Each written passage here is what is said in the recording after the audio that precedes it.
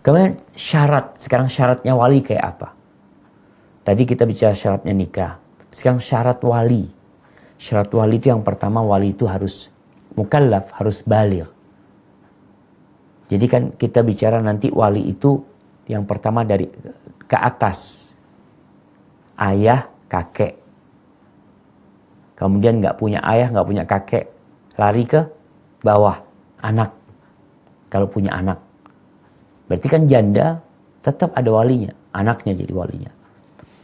Setelah ke atas habis, lari ke bawah. Bawah nggak ada. Ada anaknya, tapi anaknya umpamanya belum baligh. Nggak bisa dia menikahkan. Karena syaratnya kan harus baligh. Baru walinya nanti pindah ke saudara bapaknya. Bukan saudara ibu. Saudara bapaknya. Jadi sang wanita itu nggak bisa jadi wali. Ibu nggak bisa, sudah saya ikhlas nikahkan. Nggak bisa jadi wali. Jadi syarat pertama adalah baligh, yang kedua laki.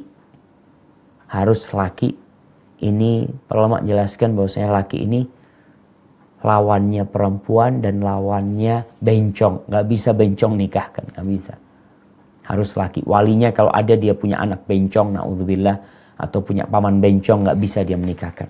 Dan dia orang yang bebas. Kemudian warushd fil aqd. Jadi orang ini yang punya akal. Jadi bapaknya itu orang yang sadar gitu loh. Dengan maslahat anaknya. Karena ada wali yang dekat bapaknya, peminum. Bapaknya hanya memikirkan dirinya. Bapaknya zalim, nggak bisa jadi wali. Nanti berpindah kepada wali yang selanjutnya. Bapaknya zalim pindah kepada kakeknya. Kakeknya nggak ada, pindah nanti ke anaknya. Dari anak pindah kepada pamannya. Dari anak pindah kepada saudaranya. Baru setelah itu kepada pamannya. Kemudian kepada anak pamannya. Jadi laki, yang jadi wali itu laki. Dan dia harus mukallaf, harus sudah baligh. Dan dia orang bebas, bukan budak. Disebutkan di sini. Walaupun sebenarnya masalah budak ini kadangkala bapaknya itu budak. Bisa nggak bapak yang budak menikahkan putrinya? Ada yang minta putrinya dia. Bisa bapaknya menikahkan. Walaupun dia budak. Karena nggak ada hubungan sebenarnya antara perbudakan dia itu dengan maslahat anak. Kemudian syarat yang keempat, dia adalah orang yang berakal. Artinya berakal yang tahu dengan maslahat. Bukan pelaku kezaliman, bukan peminum. Kemudian agamanya sama. Ittifaquddin. Bagaimana kalau putrinya muslimah? Bapaknya kafir. Bisa nggak? Nggak bisa. Maka pindah kepada wali keluarga perempuan tersebut dari pihak ayah yang muslim. Ada nggak? Nggak ada. Ya sudah, jadi hakim. Hakim juga nggak ada. Kadang-kala di negeri kafir yang memang di situ nggak ada Islamic Center, nggak ada lembaga yang bisa menaungin umpamanya. Mungkin di beberapa tempat seperti itu. Bisakah bapaknya jadi wali? Kalau terpaksa bisa. Asalkan bapaknya tadi berakal, sehat ya. Artinya dia tahu dengan maslahat anaknya. Kemudian disebutkan di sini syarat yang keenam adalah al-adalah.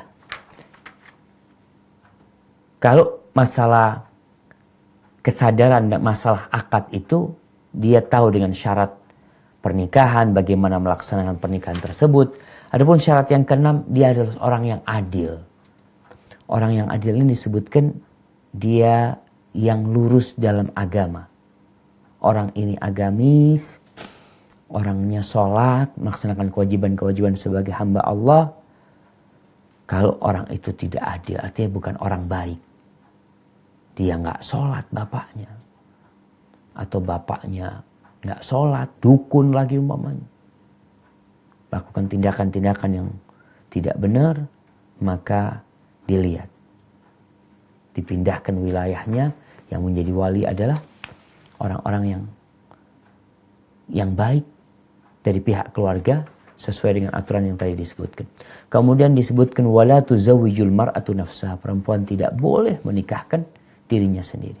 Tetap harus ada walinya.